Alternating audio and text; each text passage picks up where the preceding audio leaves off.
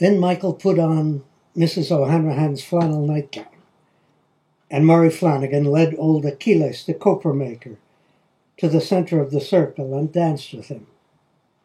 A kind of gentle jig they danced, arm in arm at first, Achilles smiling his toothless smile, shuffling his sandals in the sand and hopping ever so little into the air. The consejero then, tall and graceful, long arms above his head and fingers snapping, nimble feet slapping the earth, circling the old man, and the whole island watched them and clapped their hands and shouted, "Ole!" When the tune was done, Achilles bowed solemnly and hobbled back to his pig, who was tied with a pink ribbon to his chair, and all the way back Achilles spoke softly to it and called its name, and cooed. Alegria Grunfeld, in a long white dress, feet bare, her sable hair full on her shoulders, the Spanish necklace twinkling in the lantern light, floated onto the floor and turned toward Blackstone and held out her hand to him. He stood and smiled. His white linen pajamas were fresh and new. His shaggy head was bound up in a red bandana. His feet were washed and pink. They danced the anniversary waltz, slowly and with antique formality. Then there was a break in the music, and the grand piano was rolled outside. The young man who always played on Friday night sat down and gave them 3 Scott Joplin rags, while the people paused to fill their plates and cups. Achilles broke a frankfurter in 2 and gave half to the pig. "That was nice, Blackstone. You make an interesting couple."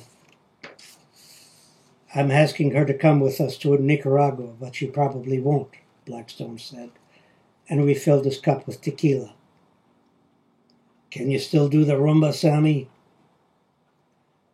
"Why, did you want me to dance with the old man too? My rumba's a little rusty." "That old man comes with a story." "I know that, Saul. We all do." "I don't think you know this one, though." Blackstone swallowed some tequila and relit his cigar.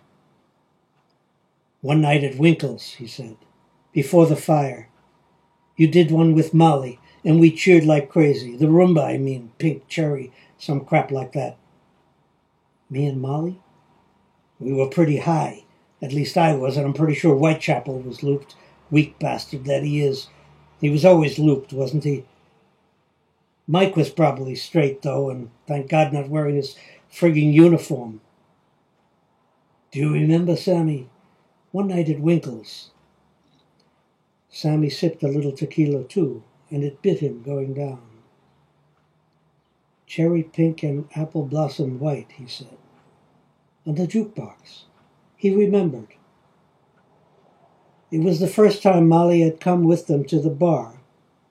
It was a century ago, and it was yesterday. And Sammy remembered.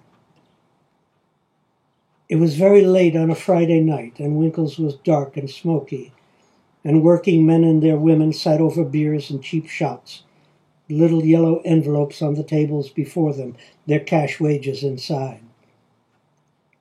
The Eddy Street boys sat in a corner booth, smoked and talked softly about their tomorrows. Blackstone said something in Russian that no one understood, and they all clinked glasses. Michael tried out his German on them. Whitechapel lifted his mug, stood, cleared his throat, and declaimed a little Byron. "Though the night was made for loving, and the day returns too soon, yet we'll go no more a-roving by the light of the moon." Then Saul called him an asshole and told him to sit down, and Molly leaned over and kissed him on the cheek.